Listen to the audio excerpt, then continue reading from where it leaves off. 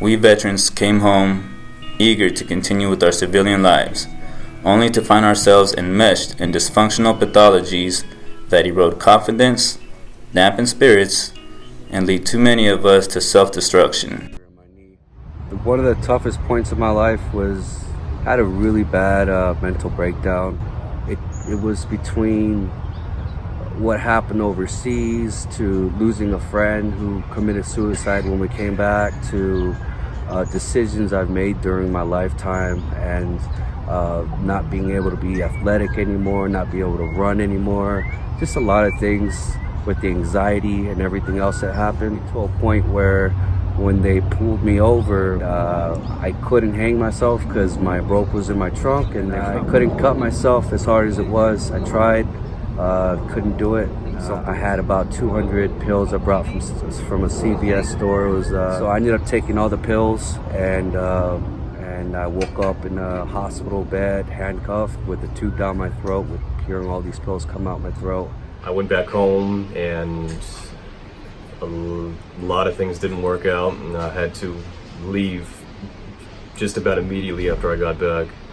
And I moved down to LA with the little money I had left to start pursuing some goals and dreams. I went to the VA, and they, after a few days, I was able to come down here thanks to whatever they did. And I am currently at the Salvation Army shelter right now.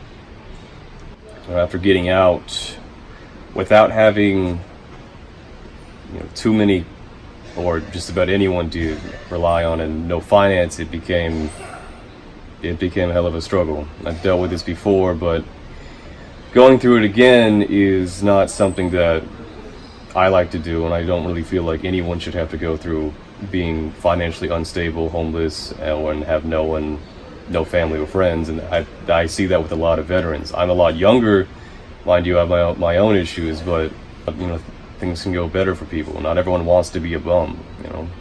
I've done 2 combat deployment rotations to Afghanistan, and I suffered major fatigueness while I was over there with my mental and my physical health. I was afraid to sleep with my daughter because I aggressively move around in my sleep, and sometimes I could be very violent. With all the things that occurred with me and all of those situations, it lead me up to this point, checking into a shelter. I lost my wife, my daughter.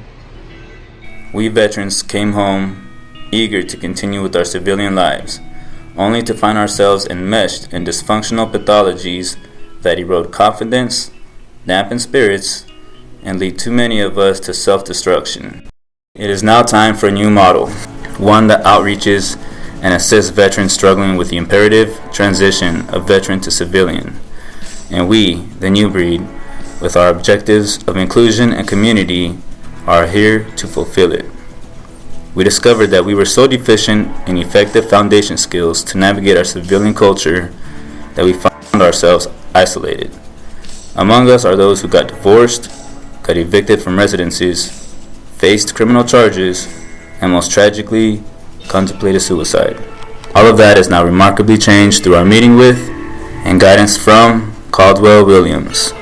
Caldwell, who withdrew from retirement, has introduced to us to the possibility of returning home and discovering a new, purposeful, and goals-driven identity. And with our newly established skills, we are able to break previously unbroken barriers. Combat or war inflicts invisible injury upon every participant. Those who've served and who now suffer now need to heal from their invisible wounds. To protect and to defend our homeland, our government invests great time and resources to mold. So dealing with PTSD is something that requires a sophisticated sort of method of self-discovery to be able to. I wound up in Caldwell Williams program, and everything that they talked about was put to words the things I felt that I couldn't say. The information I had gleaned, the personal insights I had, it was as if someone had already gone through it and had pieced it all together and understood how a person goes through this self-transformation discovery, this transition from having wounds into using them to become whole and complete. And that's what Caldwell Williams program does. Our medical science community has only begun to recognize the calamity of these wounds in this, the 21st century, to mold these malleable youth into weapons of war. No less time and resources are needed to stop their self-destruction. We initiate veteran healing and self-reliance. This enables them to launch a successful civilian journey. Together, we civilians can do this. We are the new breed, and we are going to change that.